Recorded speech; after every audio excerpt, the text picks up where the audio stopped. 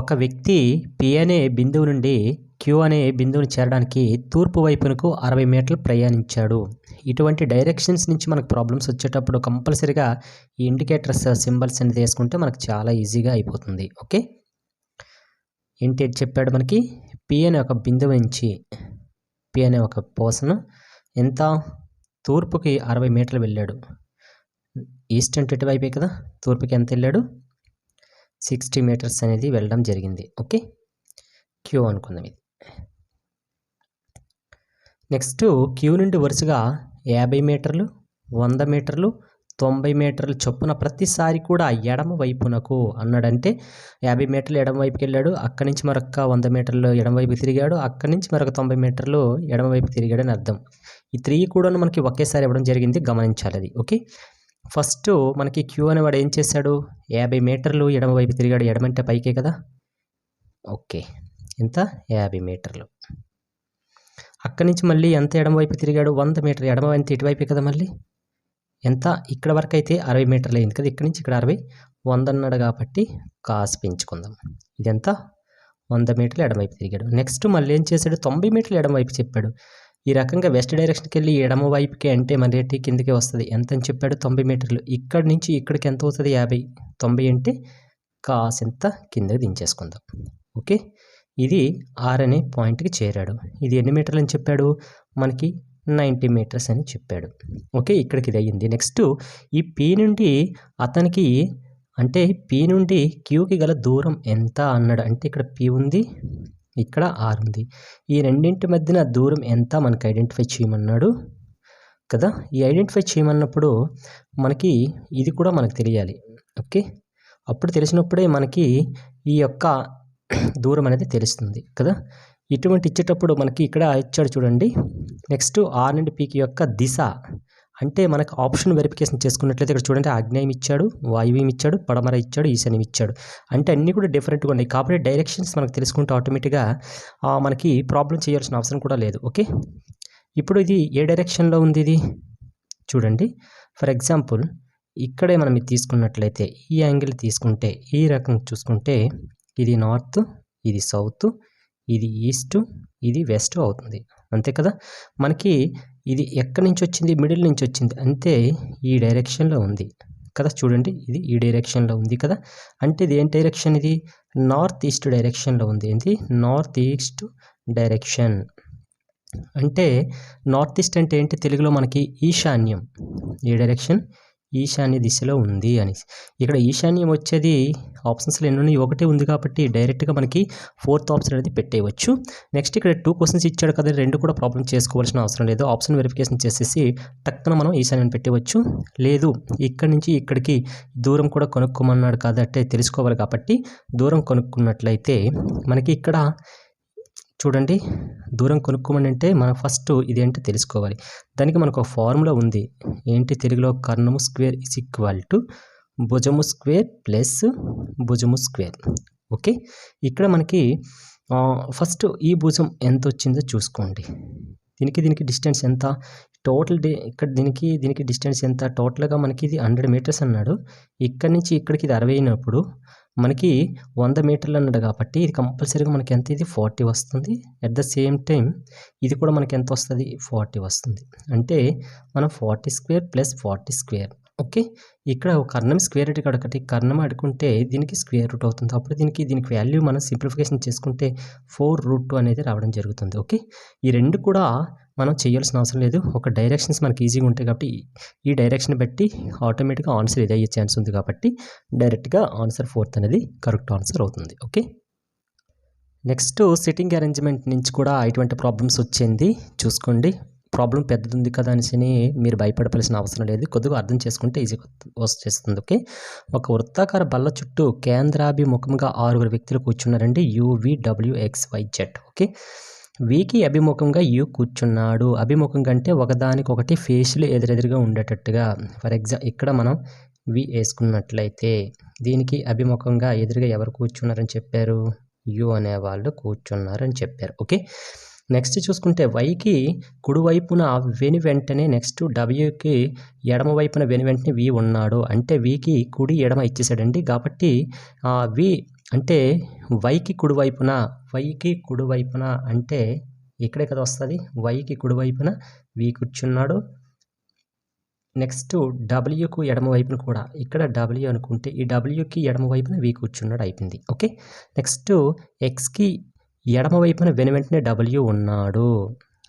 ఎక్స్కి ఎడమ వైపునే కదా డబ్ల్యూ ఉన్నాడు. ఓకేనా. నెక్స్ట్ యూకి కుడివైపున జెడ్ ఉన్నాడు. ఇక్కడ యూ ఉంది కదా, యూకి మనకి కుడివైపున అంటే ఇదే వైపు కదా, కుడివైపున జెడ్ ఉన్నాడు. ఓకే, ఇక్కడ వరకు అయితే ప్రాబ్లమ్స్ ఇచ్చేసాడు. ఓకే, మనకు అంతా క్లారిటీ వచ్చింది. అయితే ఇక్కడ చూడండి ప్రాబ్లంలో ఇప్పుడు వై మరియు వీలు పరస్పరం వారి స్థానాలను మార్చుకున్నారు. ఎవరెవరు? వై అండ్ వి, వీళ్ళు ప్లేసెస్ మారారు. అంటే మనకి ఈ వి ప్లేస్లో ఎవరు వస్తారు? వై వస్తారు. ఈ వై ప్లేస్లో ఎవరు వస్తున్నారు? వి వస్తున్నారు. ఓకే, వీళ్ళు స్థానాలు మార్చుకున్నారని చెప్పారు. నెక్స్ట్ ఎక్స్ జెడ్ వీళ్ళు కూడా ప్లేసెస్ మారిపోయారు. అంటే ఈ జెడ్ ప్లేస్లో ఈ ఎక్స్ ప్లేస్లో ఎవరు వస్తారు? జెడ్ వస్తారు. ఈ జెడ్ ప్లేస్లో ఎవరు వస్తారు? ఎక్స్ వస్తారు. ఓకే, ఇక్కడేంటి ఈ ఎక్స్ ప్లేస్లో ఎవరు వస్తున్నారని చెప్పారు? జెడ్ రిప్లేస్మెంట్ అయింది. ఈ జెడ్ ప్లేస్లో ఎవరు వస్తున్నారని చెప్పారు? ఎక్స్. వీళ్ళు ఒకరికొకరు కూడాను ప్లేసెస్ అనేది మార్చుకోవడం జరిగింది. ఓకే, అయితే ఇక్కడ ఏం జరిగిందంటే 180 డిగ్రీ తిరిగారండి. తిరిగేటప్పుడు వాళ్ళ ఫేస్ వైపు వాళ్ళ వీప్ ముఖం కనిపిస్తుంది. అంటే ఇవన్నీ కూడా ఈ మిడిల్లో చూస్తున్నట్లయితే ఇప్పుడు వీళ్ళు ఏం చేశారు? వీళ్ళు 180 డిగ్రీ తిరిగారు. ఈ ఎక్స్ 180 డిగ్రీ తిరిగితే ఈ లోపలకున్న ఫేస్ అనేది ఏమవుతుంది? బయట వైపుకి కనిపిస్తుంది. ఇంతవరకు కూడా ఎదురెదురుగా ఫేస్లు కనిపించాయి. కానీ ఇప్పుడు ఎప్పుడైతే 180 డిగ్రీ తిరిగారో, ఇదేంటిది 180 డిగ్రీ ఎప్పుడైతే వీళ్ళు తిరిగారో అప్పుడు ఏమవుతుంది? ఈ లోపలికి ఉన్న ముఖం అనేది ఎదురెదురు ముఖం అనేది వాళ్ళు రివర్స్ అయిపోతుంది. అంటే బయట వైపు చూస్తున్నట్టుగా వస్తుంది.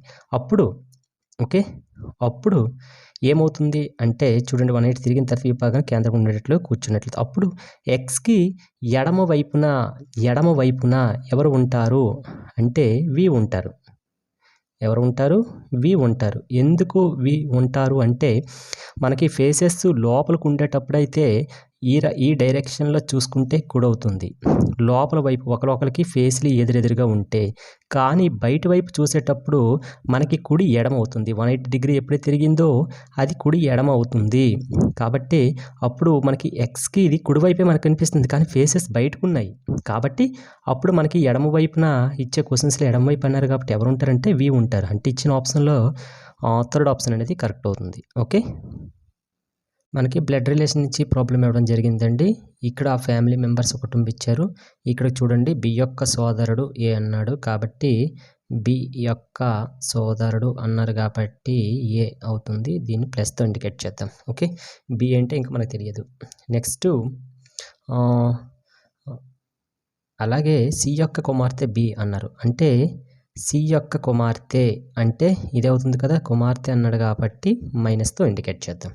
ఓకే, నెక్స్ట్ ఏ యొక్క తండ్రి డి. ఈ ఏ యొక్క తండ్రి ఎవరన్నారండి? డి అనేది ఏ యొక్క తండ్రి అన్నాడు కాబట్టి ప్లస్తో ఇండికేట్ చేద్దాం, మేల్ క్యాండిడేట్స్ కాబట్టి. ఓకే, నెక్స్ట్ ఈగ గల ముగ్గురు మనవరాల్లో బి అనేది ఏకైక మనవరాలు అవ్వాలంటే ఏమవుతుంది? ఈ అనేది ఇక్కడే ఉంటుంది కదా, ఎందుకంటే వీళ్ళు తండ్రులు అయ్యేటప్పుడు వీళ్ళ తండ్రి యొక్క తల్లి లేదా తండ్రి అనేది వాళ్ళకి వీళ్ళు మనవరాలు కానీ మనవలు కానీ అయ్యే ఛాన్సెస్ ఉంది కాబట్టి పైన వేసుకుందాం. ఓకే, ఓకే ఇక్కడికి ఇది అయిపోయింది. ఏకైక మనవరాలు అన్నారు కాబట్టి బాగానే ఉంది. నెక్స్ట్ సి యొక్క కోడలు ఎఫ్. సి యొక్క కోడలు అంటే వీళ్ళిద్దరు పిల్లలు కదా, వీళ్ళిద్దరు కూడా సోదరిమణులు వీళ్ళిద్దరు.